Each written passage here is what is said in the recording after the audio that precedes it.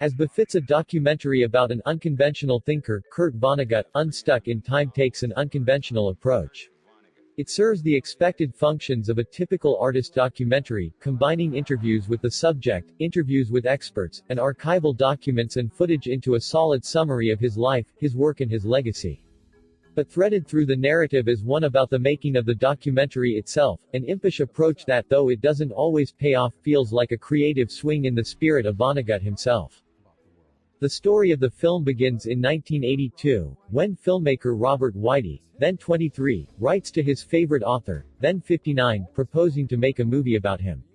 To put the timeline in perspective, Whitey points out he's now about the age Vonnegut was when the project began.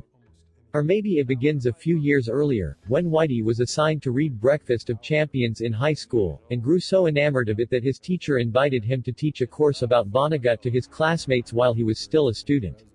True to its title, Unstuck in Time takes a Tralfamadorian perspective to the timeline. A clip of Vonnegut looking at a World War II plaque in his old high school might segue to biographers discussing his time as a prisoner of war in Dresden, which might lead to talk of coping mechanisms, which might turn into a cue to show off his artwork. In any case, Vonnegut agrees to the request and begins corresponding with Whitey and sitting for interviews.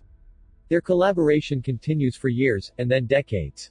All the while they grow closer, their filmmaker-subject relationship morphing into a true friendship. They spend time together, meet each other's families, confide in each other about their relationships, swap gifts and advice.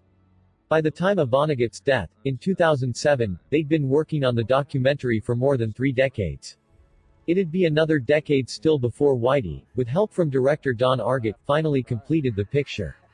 In the meantime, Whitey goes through several major life events which take up more of the film's run time than seems strictly necessary, their inclusion here perhaps intended as explanations for why it took him so long to finish.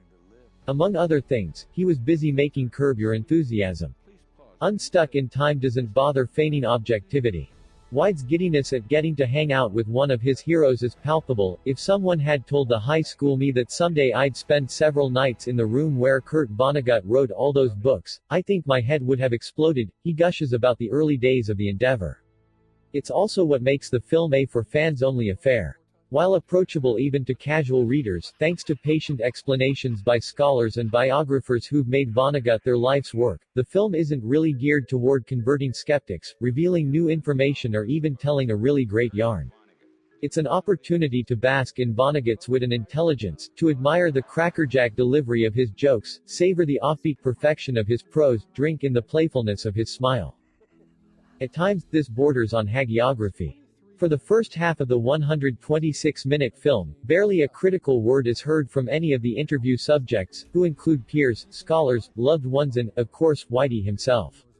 But the film does make room eventually for more complicated reflections on Vonnegut from his children and nephews, who recall him as a moody and inattentive father figure who ditched his drab Cape Cod life, including his steadfastly supportive first wife, Jane, for the excitement of the New York celebrity set after 1969's Slaughterhouse-5 made him a star. And there's no glossing over the dark, even despairing sense of humor that makes his work so unforgettable. You should see when he laughs at the most inappropriate times, but it seems right, somehow, says daughter Nanny. Definitely his way of sublimating. Unstuck in Time is most effective at drawing out its subject's humanity when it lets his contradictions bubble to the surface. In one clip, Vonnegut says it doesn't make him sad at all to reflect on his childhood because those were happy times. In another, he says it makes him terribly sad to look at old photos of his family. During a 1988 interview, Vonnegut rejects the idea that Dresden was a pivotal time in his life, and suggests the neighborhood dogs he knew growing up had a greater impact on him. Meanwhile, other interview subjects, harrowing footage and the mere fact that his wartime experience is so central to Slaughterhouse-5 all strongly indicate otherwise. As his daughter Edie puts it, he's full of it. In those moments, something more complex shows through the cracks of what otherwise feels, for better or for worse, like one man's loving tribute to a late hero and friend.